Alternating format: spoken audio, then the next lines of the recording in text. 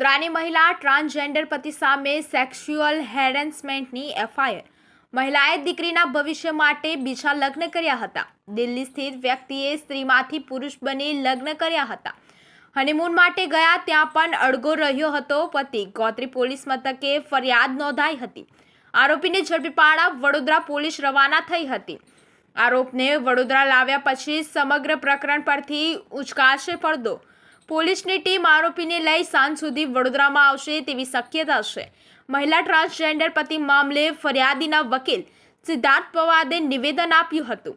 આરોપી પતિ વિરાજ ઉર્ફે વિજેતાએ ખોટું બોલી લગ્ન કર્યા હતા। ટ્રાન્સજેન્ડર આરોપી પતિએ ફરિયાદીના આક્ષેપને ખોટા ગણાવ્યા હતા। લગ્ન પહેલાથી જ તેમની પત્નીને હતી જાણ। પત્નીને વડોદરાના ભાયલીમાં મકાન અપાવ્યું છે। 9 લાખની લોને જોઈન્ટ એકાઉન્ટમાં લીધી હતી। 9 વર્ષના લગ્ન જીવનથી તેમની પત્ની જાણકાર હતી। ત્યારે વડોદરા શહેરના સયાજી વિસ્તારમાં રહેતા એક ફરિયાદીએ અમારે પોલીસ સ્ટેશનમાં એવી ફરિયાદ કરવામાં આવી છે કે એમનું લગ્ન જે છે 2014માં દિલ્હીમાં રહેતા એક ડૉક્ટર વિરાજ કરીને એમના જોડે થયું હતું। એ બેન પોતે પહેલાં વિધવા હતા, તો એમના જો લગ્ન છે એ shaadi.com ઉપર પહેલાં મેચ થયું હતું અને એના પછી એમના મેચ મિલાન થયા બાદ અહીંયા વડોદરામાં નાનું લગ્ન થયું હતું 2014માં। લગ્ન થયા પછી આ જે ફરિયાદી બેન છે એમને એવું ખબર પડ્યું કે જે એમના હસબન્ડ તરીકે છે એ પહેલાં મહિલા હતા અને પોતાની જે છે જેન્ડર રીઅસાઇનમેન્ટ સર્જરી કરાવીને જેન્ટ્સ બનવાની પ્રયત્ન કર્યું હતું, પણ કઈ મેડિકલ કારણોસર આ જે સર્જરી હતી આ સક્સેસફુલ નહીં થઈ હતી અને જે કાયદેસર પ્રોસિજર થાય છે જેન્ડર રીઅસાઇનમેન્ટનું, જેમ કે જે પહેલાં મેડિકલ પેનલના જે ડૉક્ટર હોય એ પહેલાં બધા ડોક્યુમેન્ટ વેરીફાઈ કરે અને પછી જે કલેક્ટર ઓફિસમાં મોકલવામાં આવે। આના પછી જે ઓફિશિયલ ગેજેટ છે આમાં પબ્લિશ પણ થાય છે કે આમનું જેન્ડર ચેન્જ થઈ ગયું છે અને બધા જેટલા સરકારી ડોક્યુમેન્ટ છે આમાં પણ જેન્ડર ચેન્જ કરવાનું હોય છે। તો આ બધી પ્રક્રિયા પણ આ ભાઈએ જે આરોપી છે આ નથી કરી અને જે પોતાના જે સંબંધ એ બેન સાથે બાંધ્યા હતા તો એ મહિલા તરીકે થઈને મહિલા જોડે સંબંધ બાંધ્યા હતા, એટલા માટે અનનેચરલ જે સંબંધ હતા આ ઓફેન્સ રજીસ્ટર કરવામાં આવ્યું છે। અને 2014માં જ્યારે બહેનને શાદી કરીને લગ્ન કરીને ત્યાં દિલ્હી લઈ ગયા હતા તો બહેનના નામે જે ફરિયાદી છે એમના નામે 90 લાખનું લોન જો છે બહેનના નામે લઈને દિલ્હીના કેપિટલ ગ્રીન DLF જે છે મોતીનગરમાં ત્યાં ફ્લેટ પણ લીધું હતું અને જે આરોપી છે કો એપ્લિકન્ટ બની ગયા હતા અને જે હપ્તા હતા બધા એ બેન પાસે ચૂકવતા હતા। તો જે છે લગ્ન કરીને ખોટી રીતે જે લોન ઉપાડીને બેનના જોડે જ જે છે હપ્તા ભરાવવાની જે કામ કર્યું હતું આમાં છેતરપિંડીના ફરિયાદ દાખલ થઈ હતી અને એ જે આરોપી છે બેનને ધમકાવતા હતા કે તમે કંઈ કર્યું તો અમે તમારે પરિવારને નુકસાન પહોંચાડીશ, તો અમે 500 છે અને 294 ખ પણ આમાં દાખલ કરી છે। સમગ્ર મામલે આરોપી પોતે પણ અત્યારે વાત કરે છે અને એમ કહે છે કે મેં પહેલેથી જ મારી પત્નીને સમગ્ર બાબતની જાણ કરી હતી। શું લાગે છે પ્રાથમિક આ ફરિયાદ જાણ કરી જે છે આ તો ઓરલ એમનો સ્ટેટમેન્ટ છે, પણ જે કાયદાકીય પ્રક્રિયા છે જ્યારે કોઈ પર્સન પોતાનો જેન્ડર રીઅસાઇનમેન્ટ સર્જરી કરાવે તો એમનું જે ઓફિશિયલ પ્રોસિજર હોય છે આ ફોલો આરોપીએ નથી કર્યું, તો એટલા માટે જે ઓફિશિયલ ગેજેટમાં એ નથી પબ્લિશ કરાવ્યું અને જે ઓફિશિયલ કાગળોમાં એમનો જેન્ડર ચેન્જ નથી કરાવ્યું અને ફરીથી એ 2020માં કોલકાતા જઈને પોતાની સર્જરી કરાવી અને અનસક્સેસફુલ રહી હતી। આની જાણ પણ એ નથી કરાવી, તો એટલા માટે જે છે આ જેન્ડર જે છે જે ચેન્જ કરાવ્યું આ આધિકારિક મતલબ ઓફિશિયલ રૂપ સ્વીકૃત નથી હતું અને જે લગ્ન કર્યું તો આમાં એમને ડોક્યુમેન્ટ પણ રજૂ કરવાનું હતું કે ભાઈ અમે પહેલાં એવું હતા અને જેન્ડર ચેન્જ કરાવીને અમે બન્યા છે, અત્યારે બીજા જેન્ડરમાં આવ્યા છે અને ઓફિશિયલ ગેજેટમાં પબ્લિશ થયું છે। આ બધું જે જાણકારી છે જેન્ડર રીઅસાઇનમેન્ટ સર્જરી જે હોય છે આ મેડિકલ સાયન્સમાં બહુ મિરેકલ તરીકે કામ કરતા હોય છે અને પણ આમાં કાયદાકીય પણ કાર્યવાહી કરવાની થતી હોય, તો આ જે આરોપીઓ છે આ કાયદાકીય કાર્યવાહી કરી નથી અને બેનને અંધારામાં રાખ્યું, એટલા માટે જે છે અનનેચરલ સંબંધના ઓફેન્સ આમાં દાખલ કરાવવા। હવે કયા પ્રકારની તપાસ થશે? આરોપી પકડ્યો છે ત્યારે અત્યારે અમે લોકોએ આ વેરીફાઈ કરી રહ્યા કે એમના પહેલાં જે નામ હતા વિજેતા કરીને હતા, એમનો પાસપોર્ટ જે વિજેતા નામથી પાસપોર્ટ છે જે આમાં ફિમેલ તરીકે દર્શાવેલું છે આ પણ અમે અત્યારે મંગાવી રહ્યા છે એમના જે બર્થ સર્ટિફિકેટ છે અને બીજા જે સર્ટિફિકેટ છે 2014થી પહેલાં જે સર્ટિફિકેટ છે અને જે જેન્ડર રીઅસાઇનમેન્ટ સર્જરી કરવાથી પહેલાં જે સર્ટિફિકેટ છે એ અમે લોકોએ અત્યારે કલેક્ટ કરી રહ્યા છે અને બીજી જે પણ જરૂરી આમાં એવિડન્સ અમને લાગશે તો અમે આ લોકો ડોક્ટર હર્ષવર્ધન કેન્દ્રીય મંત્રીના તે સાવતા પુત્રથી તેવી વાત સામે આવી રહી છે, તો આ મામલે કોઈ તપાસ થશે, સાથે એ પોતે પણ ડોક્ટર છે કે નહીં એની કોઈ ડિગ્રી ચેક કરી છે?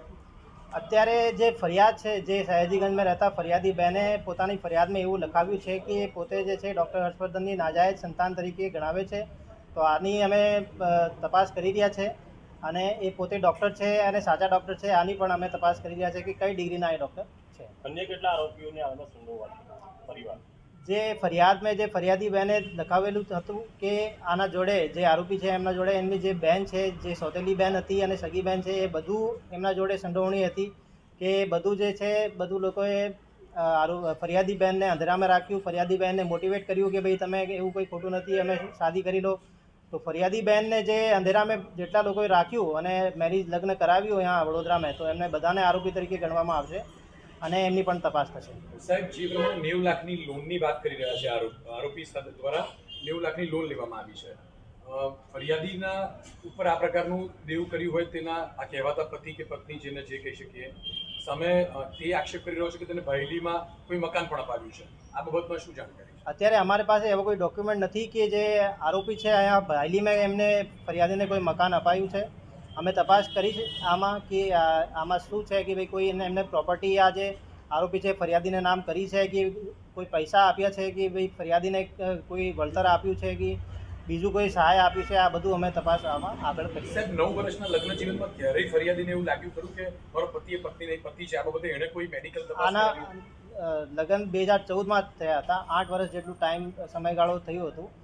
તો 2014માં જ્યારે થયું હતું તો એ પોતે એવું બતાવતા હતા કે મારું રશિયામાં કંઈ અકસ્માત થઈ ગયું એટલા માટે અમારે ઇમ્પોર્ટન્સી મારે શરીરમાં ડેવલપ થઈ ગઈ છે, તો અમે કોઈ સંબંધ બાંધી નથી શકતા. પછી જે બેન સમય બીતતું ગયો તો બેન વધારે પૂછતા કે ભાઈ તમારે શું પ્રોબ્લેમ છે, તો એ કહેતા હતા કે અમારે જે છે પ્રાઇવેટ પાર્ટમાં એલર્જી થઈ ગઈ છે, આ બહુ ગંભીર એલર્જી છે અને એમના જોડે આ એલર્જીથી તમને પણ પરેશાની થઈ શકે. તો એવી રીતે ટાળ કરતાં 2014 પછી 2020 સુધી એવી રીતે વાત કરતા હતા અને 2020માં એ જે આરોપી છે કોલકાતા જઈને ફરીથી એ પોતાની જેન્ડર રીઅસાઇનમેન્ટ સર્જરી કરાવી જે અનસક્સેસફુલ રહી હતી. તો બેનને વધારે કરતાં ડાઉટ આવ્યું અને જ્યારે એ ડોક્યુમેન્ટ જોયા, મેડિકલ કાગળો બધું જોયા કે ભાઈ 2020માં જે આરોપી છે એવું બતાવીને ગયા કે ઓબેસિટી રિડક્શનની સર્જરી છે કોલકાતામાં કરાવી રહ્યા છે, પરંતુ એવું નહીં હતું. પોતાનો જેન્ડર રીઅસાઇનમેન્ટ સર્જરી કરાવવા ગયા હતા અને જે ડોક્યુમેન્ટ જોયા પછી બેને અહીંયા ફરિયાદ માટે વડોદરા શહેરમાં દાખલ કરાવી. સર, આવી દિશામાં કોઈ કલકત્તાના કોઈ ડોક્ટર સાથે તપાસ થશે કે દિશામાં આપણે સંપર્ક કરી રહ્યા છીએ? અત્યારે અમે આ આઈડેન્ટિફાઈ કરી રહ્યા છે કે 2020માં કયા ડૉક્ટર જોડે અને કયા હોસ્પિટલમાં કોલકાતામાં આ સર્જરી કરાવવામાં આવી હતી, डॉक्टर શું અભિપ્રાય હતો, આ બધા ડોક્યુમેન્ટ અત્યારે અમે મેળવી રહ્યા છીએ. ठीक है, लव कम अरेंज होने के बाद सारी चीजें पता होने के बाद आज वो 2022 में कहती हैं कि हमें कुछ पता नहीं था इसके बारे में. क्या शादी की बात कैसे हुई? सोशल साइट पे ही, लेकिन सेक्स चेंज करवाया वो तो उसको बताया गया था ना, और ये भी बताया था मैंने कि 3 स्टेज इसमें अभी और भी है. 3 स्टेज उसमें और भी होती हैं, जिसको फैलोप्लास्टी कहते हैं, जिसको हम अपना मास्टेक्टोमी तो हमारी हो चुकी थी पहले ही. तो फैलोप्लास्टी के 3 स्टेज आते हैं, जिसमें आप पिनाइल एक रिजिड नेक्स के लिए भी डालते हैं, वो भी आप लोग को पता होगा, गूगल सर्च कर लीजिए. तो ये सारी चीज़ें उनको पता थी. उन्होंने कहा था हम इस हद तक आपसे अटैच है, मेरी बेटी भी आपसे अटैच है. मैंने उसको ऑफिशियल गोद लिया है. आज भैली में उनको मकान दे दिया मैंने. 2013 में शर्त थी कि आप शादी के पहले मुझे मकान दीजिए, और सगाई तोड़ दी गई थी. सोचिए, इतने समय का लंबा अंतराल, 9 साल का, और वो ये कहती है कि मेरे पति का शरीर ही नहीं पता. और उसके लिए उन्होंने हाल ही में हमारे कमरे में हम क्योंकि 1 साल से अलग अलग कमरे में सोते थे, उनको भी बताया कि मेरा बॉडी उतना अच्छा नहीं है. उन्होंने एक कैमरा लगाया मेरे कमरे के अंदर, उसकी फोटो निकाली. वो फोटोज लेकर उनके भाई 6 अप्रैल को इसी साल आए थे हमारे पास. आप कोई मंत्री के नहीं, ये कुछ एक ही सवाल है कि आप जन्मजात स्त्री थे या पुरुष थे? मैं जन्मजात फीमेल थी उसके बाद मैंने अपना ट्रांसजेंडर कराया। मैं ट्रांजिशन हुआ ना, ये तो पीरियड लंबा तो 7 चलता से है। पहले ट्रांसजेंडर हो चुके थे, बिल्कुल बाद में बिल्कुल हो चुके बताया था थे, अपनी पत्नी को शादी से पहले। पूरा दिखाया था पूरा। तो क्यों लगता है आपको कि वो ऐसे एक्सेप्ट कर रहे हैं? वो अब उनसे पूछिए वैसा क्यों आपको कर क्या रहा लगता है? है। इतनी साल की शादी तक? मैंने जो मकान दिया भाईली में, उन्होंने कहा ये तुमने क्या सबूत है तुमने हमें दिया है। तो हमने कहा आपको पैसा जो भेजे मेरे जो अकाउंट से गए, साउथ इंडियन बैंक से जो गए, वो मेरे अकाउंट से गए ना। वो लैंडलॉर्ड मुझे पहचानता है, जो मुझे कहता था कि आप मुझे शादी के पहले क्यों दे रहे हो, क्योंकि वो उनकी शर्त थी। लिया उनके नाम से ऐसा कुछ? 90 लाख का भाई साहब ये लोन नहीं है, ये हमारा उनका जॉइंट है, हाउसिंग लोन है हमारा। 1.5 करोड़ रुपए मैंने भरे हैं उसको, फिर 80 लाख का 90 लाख का लोन है वो। ठीक है। वो मेरे अकाउंट से आप क्या करते उस अकाउंट में हर महीने ट्रांजैक्शन होती है। वो भी आपका देखिए कि business- विराज ट्रांसफर करता है, वो नहीं देती है। एक सवाल सीधा ये, केंद्रीय मंत्री हर्षवर्धन से बिल्कुल कुछ नहीं। लेना देना है आपका? मेरे माता पिता, मेरे फादर आई सर्जन है और वो सऊदी अरेबिया 30 साल तक उन्होंने जॉब करी। उनको मेरे पापा सऊदी अरेबिया से, इनकी मदर, इनकी नानी, खुद रितु, इनकी बेटी बैठकर मेरे फादर मदर से पूरी वीडियो टॉक हुई थी, बात किया था। पापा ने वहीं से आशीर्वाद दिया था। इस समय नाउ इज पैरालाइज्ड और हैदराबाद में अगले साल, पिछले साल ही वापस आए। आपके कोई और लेडीज के साथ भी संबंध है ऐसा? कौन से? और हाँ, अभी मैं एक के साथ हूँ, उसका नाम मिंग है। फीमेल से मेल कब बने, कौन सी डेट को बने? ये डेट मुझे याद नहीं, क्योंकि हम लोग 1996 से हमारा प्रोसेस शुरू हो गया था।